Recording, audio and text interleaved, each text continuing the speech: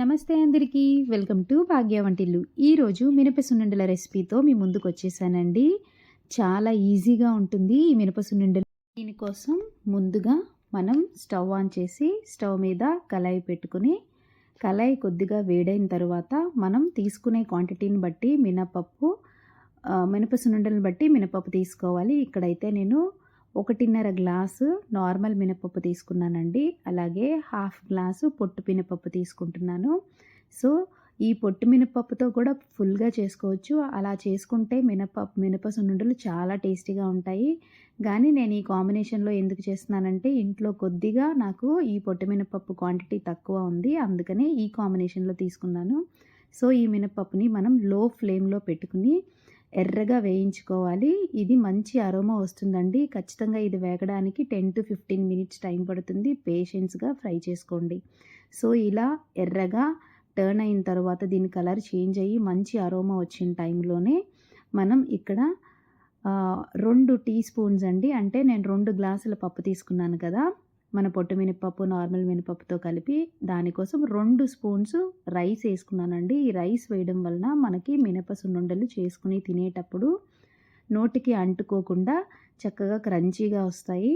So ఇది rice వేసిన తర్వాత ఎక్కువసేపు ఫ్రై చేయనక్కర్లేదు. జస్ట్ 1 to 2 మినిట్స్లో అయిపోతుందండి. సో ఇలా వేయించుకున్న మొత్తం దినుసులన్నింటినీ ప్లేట్లోకి షిఫ్ట్ చేసుకోండి. అలా కళాయిలో ఉంచేస్తే అవి మాడిపోయే అవకాశం ఉంది.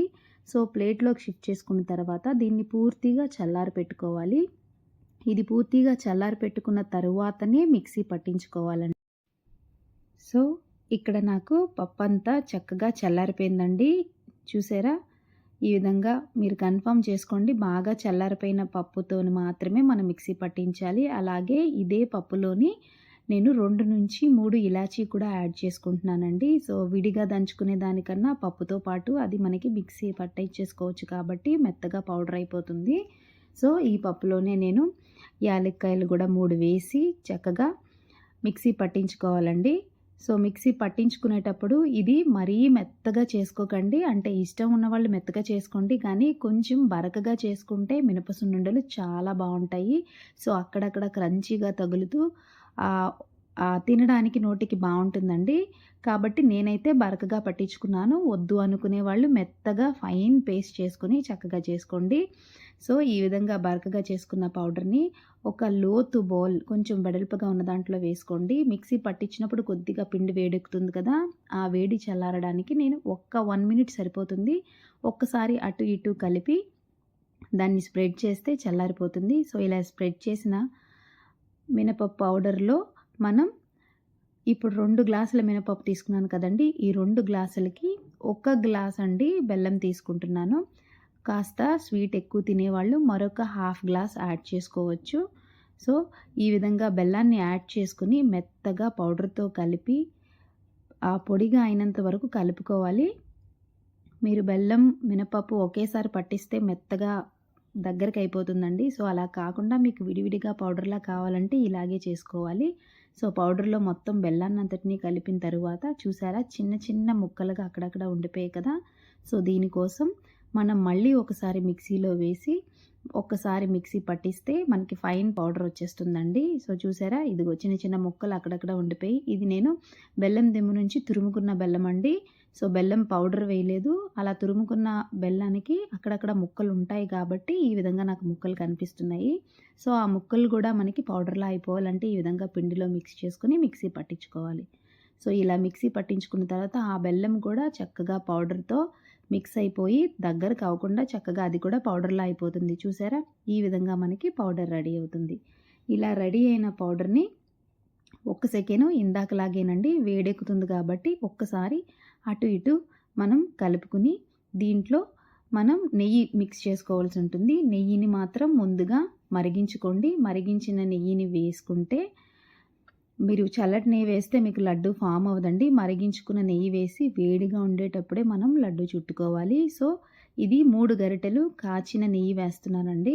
సో మనం తీసుకునే గ్లాస్తో అయితే 3/4 గ్లాస్ నెయ్యి పడుతుంది. సో క్రొత్తగా చేసుకునే వాళ్ళు ఖచ్చితంగా నెయ్యి కొంచెమే వేసుకోండి, ఎక్కువ వేసేసుకోవద్దు. అలా అని పిండి ముద్దగా అయిపోయేలాగా వేసుకోకండి. కొత్తగా చేసే వాళ్ళకి ఇది టిప్ అండి. ఎప్పుడు రెగ్యులర్గా చేసే వాళ్ళకి నెయ్యి క్వాంటిటీ తెలిసిపోతుంది.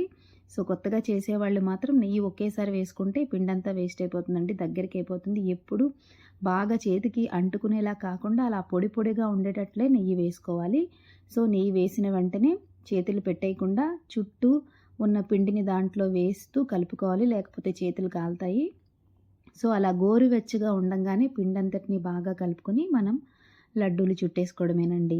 చూసారా, ఈ లడ్డు చుట్టుకునేటప్పుడు కూడా నేను కొంచెం వేడిగా ఉండగానే చుట్టుకున్నానండి. ఈవెన్ మీరు కూడా కొంచెం గోరువెచ్చగా ఉండగానే ఈ లడ్డూని చుట్టుకోండి. లేదు అంటే మీకు లడ్డు ఫామ్ అవ్వదు. చల్లారిపోయిన తర్వాత ఇది వేడి చల్లారక ముందే లడ్డు ఫామ్ చేసుకోవాలి. ఈ విధంగా అరచేతిలో పిండి ముద్ద తీసుకుని రెండో చేతిని కూడా వాడుకుని మనం ఆ 2 వేళ్ళతో నొక్కుతూ ఈ విధంగా చేసుకుంటే మీకు లడ్డూలన్నీ ఒకే షేప్‌లో వస్తాయి.